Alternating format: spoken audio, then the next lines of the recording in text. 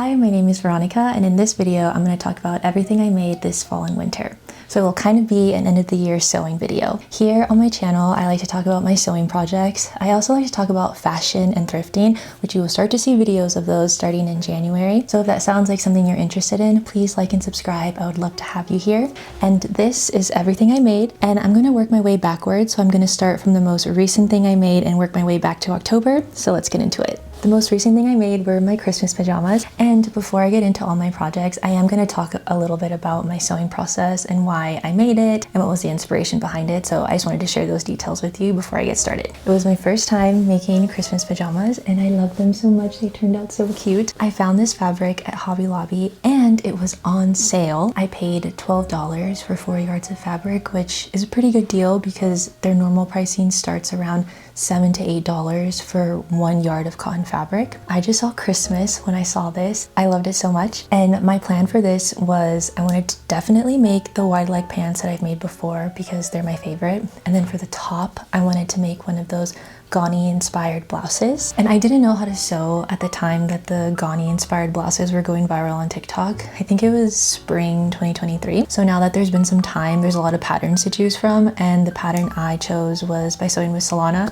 I make a lot of her stuff, but I liked her pattern because I liked exactly how it came. I wasn't gonna have to change anything about it. I noticed that like the Ghani blouse has like a really high neckline with the tie up there, and that's not always my favorite. I don't know, like it's kind of funny because I'm wearing a scarf, so obviously something high neck doesn't bother me, but I just didn't want that for that blouse. So I liked that hers was a little bit lower. I also liked that it was double lined, so she made the pattern to be double lined, which is nice because this is like an off-white, and if I wanted to make it in a lighter color, I didn't want to have to worry about it being see-through. But now that I've made one of those Ghani style blouses, I totally get the hype. I think they're super flattering, super cute, and depending on the color and fabric pattern that you make it in, I think it's super versatile for different fashion styles. And I've also seen her make this, turn the pattern into a dress, which was really cute. So I think I'm gonna try that for spring and summer. I just love my pajamas. They turned out exactly how I pictured it in my head, which is always the best and is so exciting. So before I made my Christmas pajamas, I wanted to test the pattern out first for the Sewing with Solana blouse pattern. So I first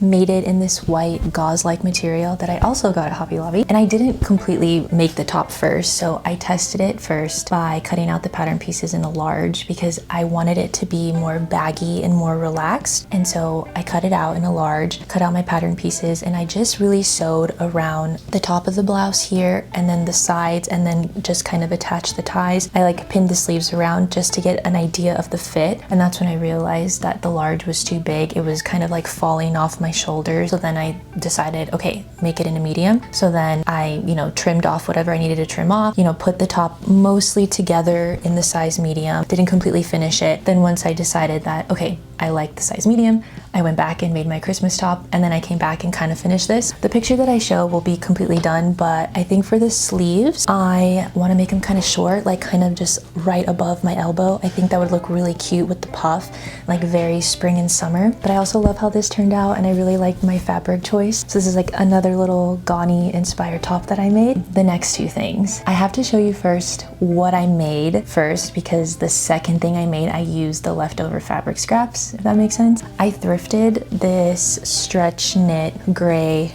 bed sheet, and I just love gray. I think gray is such a timeless color. I love all shades of gray. I really wanted to make an off-the-shoulder blouse, and my inspiration behind this at first was this photo I saw of Amanda Batula in this like beautiful yellow sweater off-the-shoulder dress, where I decided like I want to make something like that. And that was my first inspiration. As I was scrolling through Pinterest trying to get more inspiration photos, I realized that everything was like a sweater. So I think subconsciously my mind was thinking that I was using that material and that it was gonna look like that. And I really like how this blouse turned out. I think it's super cute, but what's funny is I think you get an idea how something's gonna turn out, and then when you put it on, it like looks good, there's nothing wrong with it, but it's not what you thought. I just have to figure out how to style this because I think I was envisioning a sweater and something like a little dressier. So I think I'm gonna experiment with maybe layering a tank underneath so you see the straps, and then maybe playing around with like a skinny scarf or something. But I recommend that pattern. It's also by Sewing with Solana. So this was the first thing I made with that sheet. I have this photo pinned on my Pinterest board of this top by Paloma wool.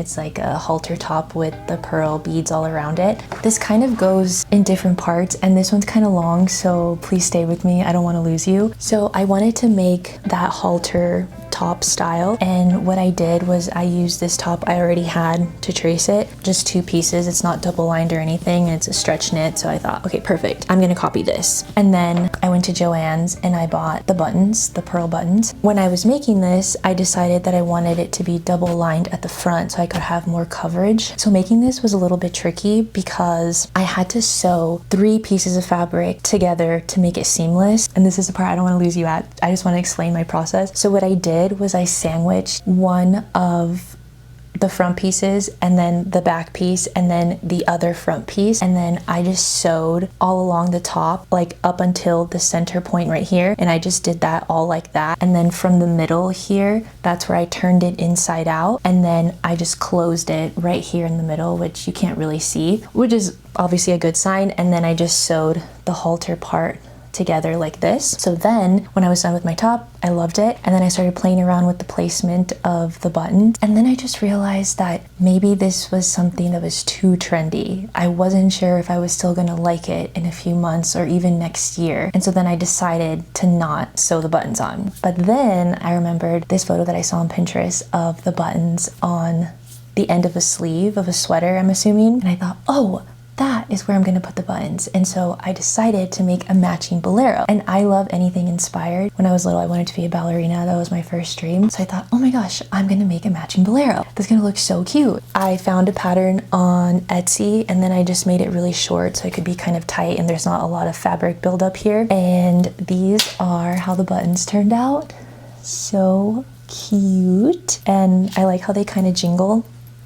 I don't know, you can kind of hear it, but the set together, so cute. Obviously gonna wear it a bunch this spring, and I go to bar class, and so I'm gonna test out my bolero and wear it to bar one day to see how functional it is. This might be my favorite, or I don't know, it's like really close. It's between this or my Christmas pajamas. Yeah, so this one's amazing. The next item is this little like winter inspired vest top. I got the idea of making like a winter inspired, fall inspired vest because of this pillowcase. It just kind of reminded me of a sweater, like a more heavy duty fabric. So I thought, oh, I'm gonna make a vest. I think that'd be really cute. I like it. It came out good. It's not what I visioned. I think because the vest is kind of short, and I think because of the ties, that feature on a item of clothing I think is more spring, summer, and not so much fall, winter. I think for fall, winter, it's like a zipper or a button. I think it's mostly because the vest is short. I don't know why I didn't think to make it longer. I don't know. I think I just like really wanted to make this vest because I had the idea, so I just wanted to execute it. When I made it and I put it on, I was like, wait, this doesn't look or fit how I wanted it to. So I think I'm gonna donate this one because I'm not gonna wear it. Sometimes you just have to make things to see how they turn out because you can't see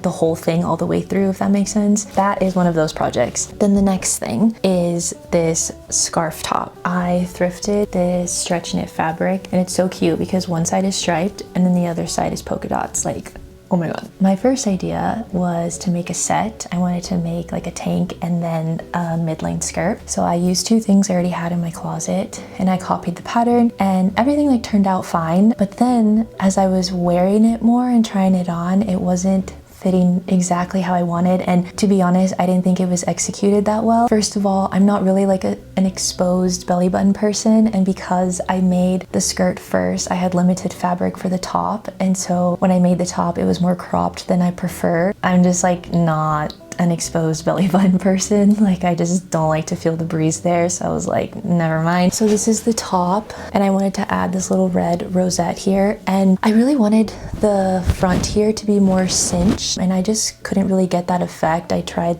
you know, pulling the fabric and adding an elastic, and it just wasn't really coming out the way I wanted, but I hand sewed the rosette. So you can kind of see what I was going for, and then I added the black lace here, but it's just too cropped for my liking. Like, if I saw this at a store, I wouldn't buy it because it would be too cropped. So this is what's left of the skirt. I used the skirt to make the scarf top. You can kind of see how the top, I added that lace too, but you can kind of see how it like bubbles and it's kind of ripply, and you see how it does that twist thing. So what this tells me is that I wasn't very even with pulling and sewing, because I have skirts that have an elastic waistband like this that I've thrifted, and I guess I just have to play around with stitch length and tension and how hard I'm pulling on the elastic. So I just didn't like how the top of the skirt looked. In my opinion, it didn't look good. I didn't want to wear it out, and so I decided to turn it into something else. So I decided to turn it into the scarf top with the stripes, and it turns out pretty good. I can't decide if it looks weird that I have, you know, the seams for the scarf part, because I obviously didn't have enough fabric to cut out everything in one piece. When I do wear the scarf part,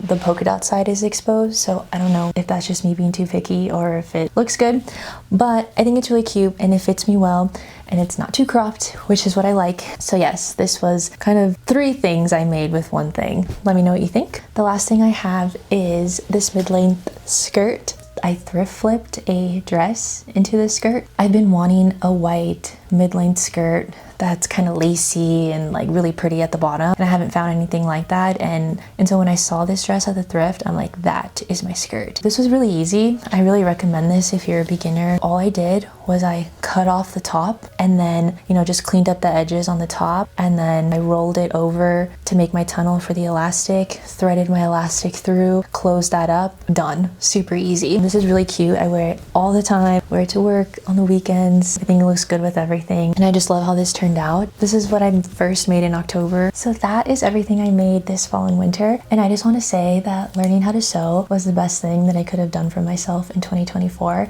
I love it so much. I have so many future sewing plans and projects. I'm already getting started, so I'm gonna try and make more videos about that so I can share my process with you. And like, speaking of my next project, I found the most beautiful green plaid, which is very holiday inspired, and I know the holidays are over, but I don't care. I'm gonna make something with it because I'm not waiting until next year. So I think that's gonna be my next video. And that's the end of this video. Thank you so much for watching. I can see that my channel is growing, and I appreciate your support so much. If you like this video, don't forget to like and subscribe. I would really appreciate it and love to have you here, and I will see you in the next video. I hope you have a good day.